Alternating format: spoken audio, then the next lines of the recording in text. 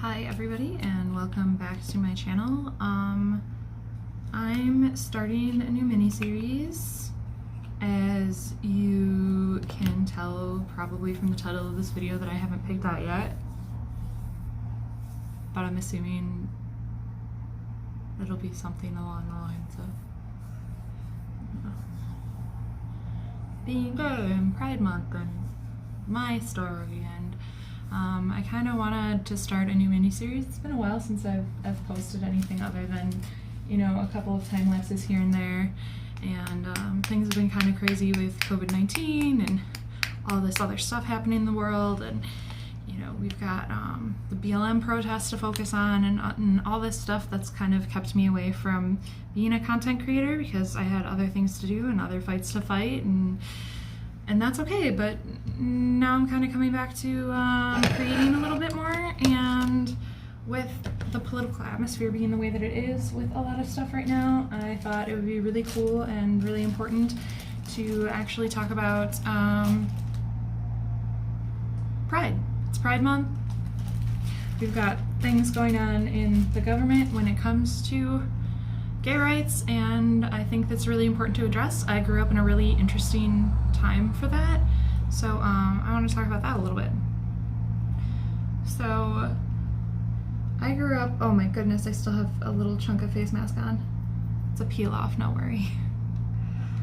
I grew up in a time where gay marriage was not a thing yet, and became very active in my school's GSA when I realized that I liked women. And I liked boys, and it was confusing, and it was really, really interesting, and I grew up in an area where that wasn't necessarily embraced. And it took me a lot of years to not only accept it, but set boundaries with it. So when I first started dating, you know, like dating, I had like boys I was interested in like elementary and middle school. And then I met this super incredible woman that just, we weren't grown yet. So super incredible girl. I don't know, we were in our teens. I was 15, 16, she was 17, and the moment I met her, she just swept me off my feet, and I was so confused. I was like, what is going on? I don't know how to deal with this. I had been raised Catholic, and I was actually about to be confirmed. I had confirmation classes going on where, you know, they were telling you about divorce is evil and gay is evil and all these crazy things in this church that I didn't really find any solace in. And you know, that's kind of the environment that I was around, and I didn't know how to communicate with people about it, and I ended up not telling any of my family about it until I was already dating somebody for 3 months. And it didn't go over well. I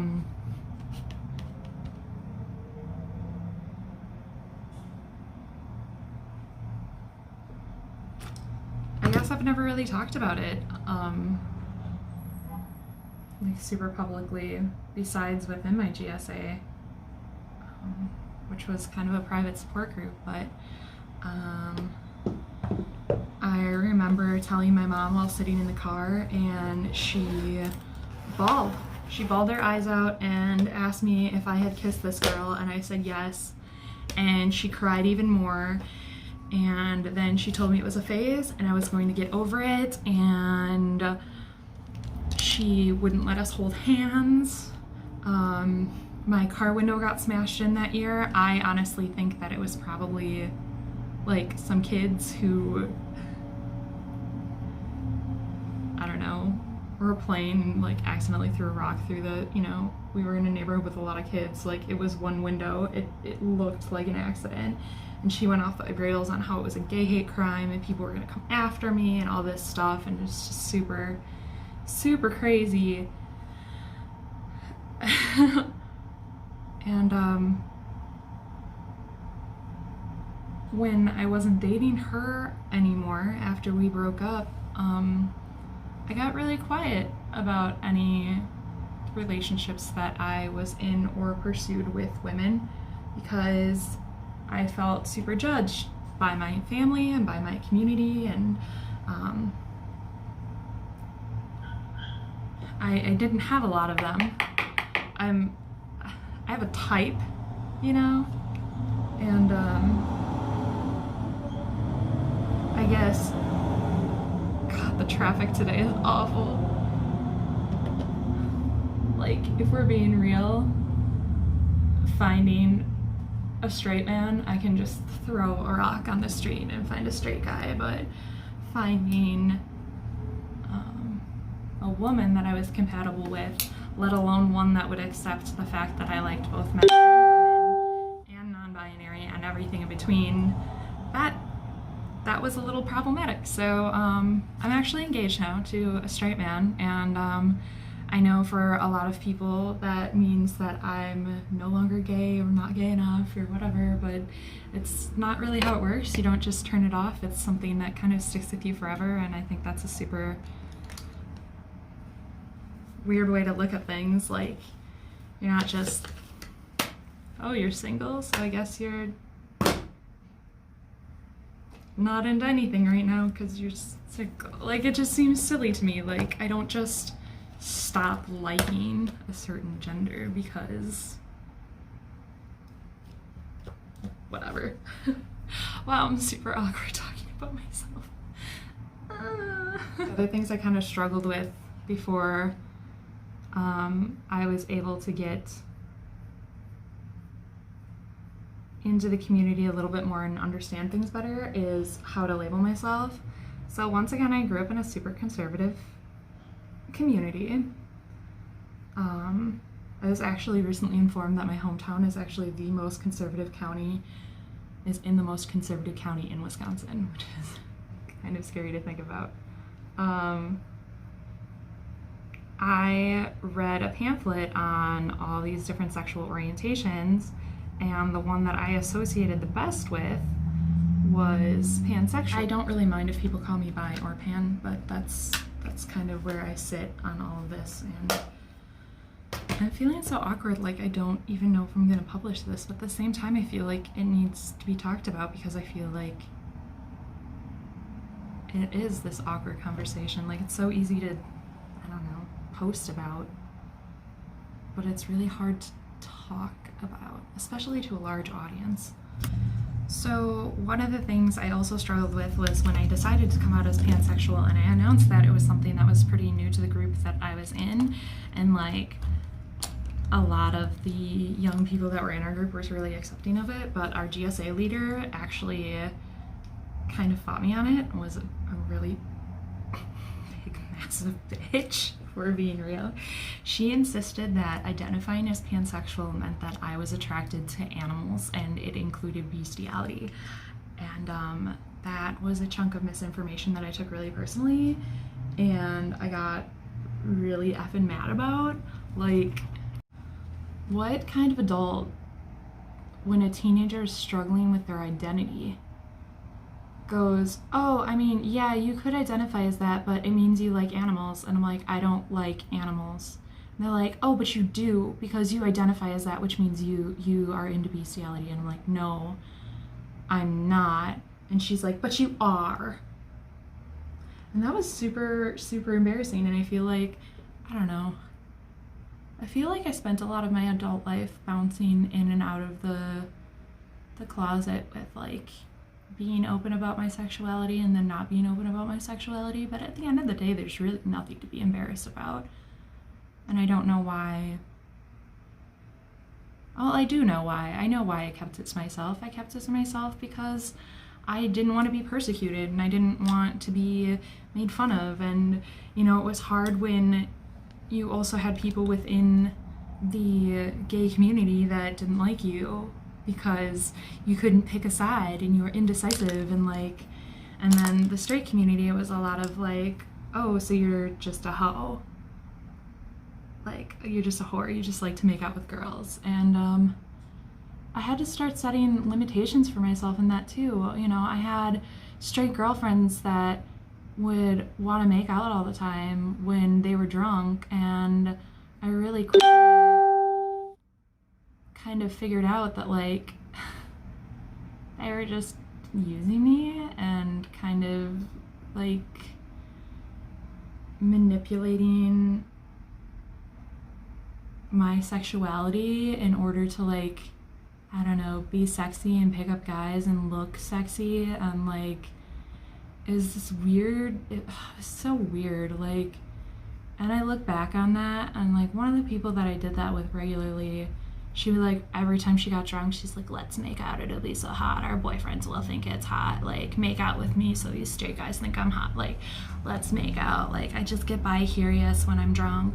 And I look back on that, and I'm like, that was really, it's actually super uncool of her to do.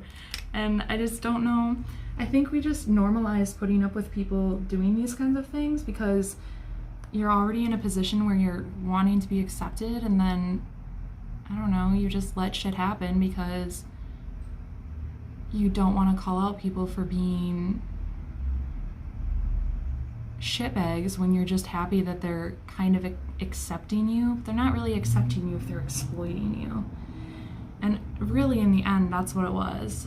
Or to me, that's how it felt. Like, it wasn't to, like, get off. It was to, like, look sexy to men. And, like, my sexuality shouldn't be exploited for their gain. And looking back on that, I think it's really gross, and I shouldn't have ever let that happen. But, you know, like, so much of this has been a learning experience for me, coming into my own and learning, you know, what I am and who I am, and how to handle it. And as much as it can be hard to let those things go, like moving on and moving forward and learning from my own mistakes in a world where gay lives, LGBTQ community are just starting to actually get accepted into society. Like, the more I think about it, the more it just blows my mind that, like, even though I saw it happen after I got out of high school, still thinking about it, it blows my mind to think that there was a juncture in time where gay marriage was not legal. And I was alive during that. Like, what? How? And it's just, the reasoning behind, like, oh, it shouldn't be legal because my religious beliefs. Well, your religious beliefs don't line up with any other religious beliefs outside of your beliefs. So, well, I don't believe a man and woman should be married. Well, you don't believe in, you know, Jewish religion or Muslim religion or whatever else, but you're not stopping them from getting married outside of your religion. So it has nothing to do with your religion. You don't own marriage as a concept. Marriage has been around since marriage has been around since the dawn of civilization. You don't just get to have a monopoly on it because, you know, you're white and Christian, like, or any other religion for that matter. I felt like there's a lot of years of, like, weird in-between and discovering myself, but I think it's a big part of the gay community, and I think we don't talk about those awkward times. Like,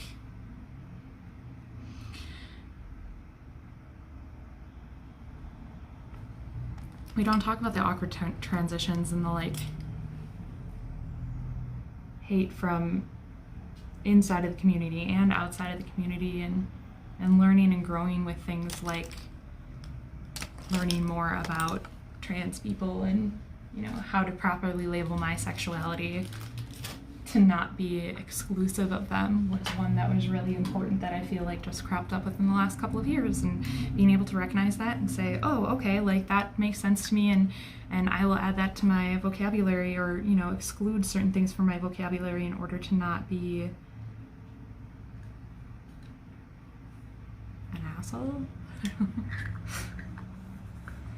I think people get really caught up on, like, you know, like, pronouns, right? Pronouns are such an easy way to just make somebody more comfortable. And that's one that I definitely have some pronouns with certain friends that I stumble on. You know, I have friends that transitioned that I knew them before they transitioned, and sometimes it's hard for me, you know, I slip up. I use a dead name or, you know, something of that nature, and then you just correct yourself and you keep moving on. But like, being that ally, being that person that can help somebody be there, or like, you know, I have some friends that like just won't speak up about their preferred pronouns because they don't want to be put in an awkward place, and I have no problems, you know, be that friend that's like, Sansa prefers he, him pronouns, like, hey, could you use, you know, blah, blah, blah. Or if you're introducing a big group of people, you can be like, hey, like, say your name and your pronouns, so like it's out of the way right away and everybody knows. Like I identify as female, but like I also don't have a problem with like they them pronouns personally. So when I am in a group, and if somebody's more comfortable with that kind of pronoun for me too, like it doesn't make a difference to me.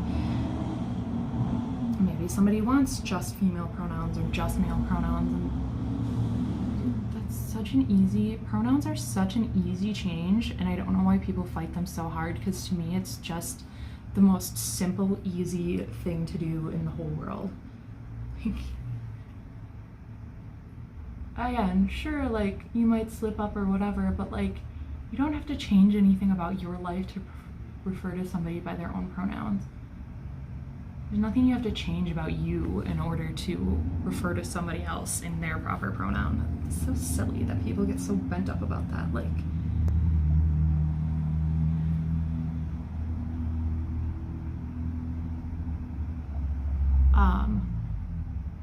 I've also found as I get older and more comfortable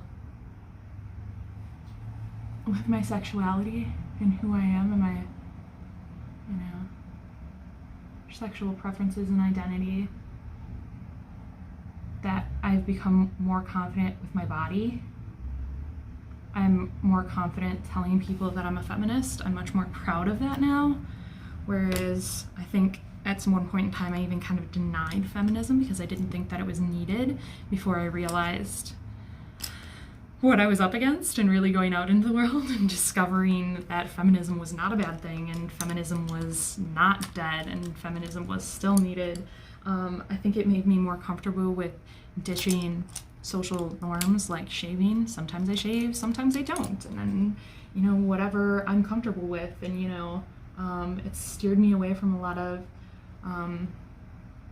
bad habits. I don't think I was ever like outrightly body shaming anybody, but there was definitely points in time in my life where I might have said things that were less than sensitive, like especially when I went on this big workout kit because I got sucked in by some MLM in my early 20s and was like, buy this supplement, like strong is the new skinny. Like I didn't realize how hurtful those things were, and being a part of this community has really drawn my attention to that as well, and I think that's been really helpful in my everyday life and made me a better person. Fallen in love with drag. I've fallen in love with dressing as the opposite gender. I find a sense of confidence that I didn't know that I had. Cross-dressing, and like I don't do it a lot, and I mostly just do it for photos, but I just really enjoy it. I like the idea of gender neutral clothing. I like the idea of just being able to transform into a different person. Obviously that's why I fell in love with makeup to begin with, but like I just think it's cool that we're building this world and building this community where you don't have to be one set identity that you were assigned at birth. You can kind of be whoever you want to be and whoever is truest to yourself in here, you know. And my truest self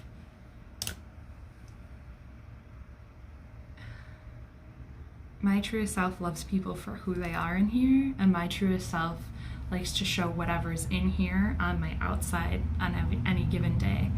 Like I like to project who I feel I am for that day on the outside, and having pride and being able to participate in that kind of stuff really gave me a voice in that area that I didn't really know that I needed. I've come to love myself more. I've come to love my friends and my neighbors more. I've become a more accepting person. And I think all of those things have really changed the foundation of not only who I am, but how I function, how I run my business at the end of the day. Like, I feel like I used to tiptoe a lot around a lot of stuff in order to not hurt business or not offend people or not, whatever. But it's come to the point where, like, I also want to and need to protect my clientele, and like my clientele aren't a bunch of just straight women, that get their makeup done. I want, and I do have clientele of all genders and identities and sexual orientations, and I don't want to ever have somebody or someone in my circle make those people feel uncomfortable, because it's important to me that they have a safe place, and it makes no sense to me to oust a person of their sexual orientation. Like, that has nothing to do with you. It doesn't affect you. Anything that anybody does that like outwardly doesn't affect you, like, it's not hate speech, it's not hurting you, it doesn't affect your life. Things like people's sexual orientation and their appearance, and like, those shouldn't even be topics that we discuss or debate. It's completely within somebody's own power, and there's no reason to get in people's way and tell them how to do things or who to be. My pan flag makeup. Boop, boop, boop, boop. So I guess if there's anybody watching this that's, coming out of the closet, maybe came from a really super conservative community like me, isn't quite sure where their path is going to take them,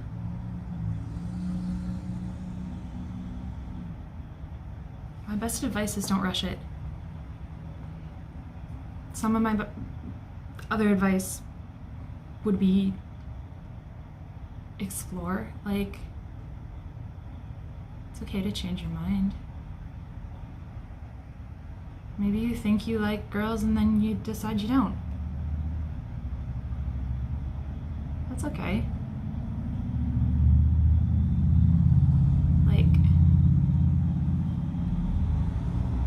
sexual preference, sexual orientation, it's not the end-all be-all of who you are. And if people are going to disown you for whatever you choose to be, they really don't deserve you in their life, period. And you don't need them. And there's gonna be people that seem like they're your allies, like the adult that ran our GSA, that turn around and kind of stab you in the back and give you false information, and they're not worth your time, but they're not the whole community either. And I think, I shied away from the community for a little bit because I was in a straight relationship, and I did fear some of that judgment that came from people that I shouldn't have cared about. God, life is just so much more than the bubble you grew up in. I'm talking to you, country kids. Like, even if you're thinking progressive right now, there's so much more in the world that you haven't experienced yet. Like, your mind is just gonna be blown. If you feel like there's nothing out there for you, like everything sucks and your parents don't understand, whatever, probably don't. But we all think that. We all think that, don't we? Mom and Dad, I'll never understand. There's so much more out there. And I know that, God, especially in young people of the LGBTQ community, suicide rates are so high, and I promise that high school is so short and so fleeting and fades away so fast. And those people that are fucking assholes to you now in your small little town, one day they won't matter. Like, the minute I got out of high school, they didn't matter. They still don't matter. They'll never matter. They're small-minded. And they don't care about you, so why should you care about them? there's so many cool, accepting, beautiful communities in the world. So for everything that you see that you hate, know that there's someone out there that is going to love you completely. There's going to be a group of people, and I'm not talking about like just like, you know, romantically.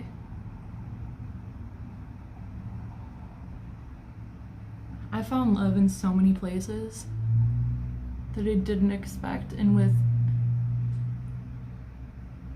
you know, friends and coworkers and companions, and I've been allotted this blessing to build a community and build my family around me. The gay community, the LGBTQ community has given me a place to belong, and it was just finding the right people within that community. And when I say community, I don't just mean members of, I mean allies of too, you know. I have friends that are allies, or friends that are like me, that are in like straight appearing relationships that, you know, you're having a rough time with it, or you're having a rough time with, you know, explaining things to your family members or your straight partner, or, you know, things of that variety. And those friends come swooping in from the outside, and they're like, I'm here, I got you, fam, like, I'll help you explain this, like, I'll hear you out, I understand your struggle, I understand your pain, I understand where you're coming from. Or maybe they don't, but they just know what it's like to struggle, and they're there to listen to you. That's a beautiful thing. I mean, not everything is happiness and rainbows, and part of being a part of this community is fighting for the members in it, you know? It's important to, you know, it's important that we recognize our privileges within our community too, you know? If I say, you know, one more time, I'm going to smack myself in the face. I recognize that being in a straight appearing relationship, or a straight relationship, means that, you know, I'm not going to be at this juncture in time bullied on the street for walking down the street with my lover. I recognize that being white, I'm not going to face the same struggles. I recognize that, you know, feeling like I was born in the right body and not having to transition, I have privilege that way. And using that privilege to stand out and speak up for the people that don't have those privileges is also a super important part of my role within this community. All right, I'm gonna pop on some lashes, and I think that'll be it for today.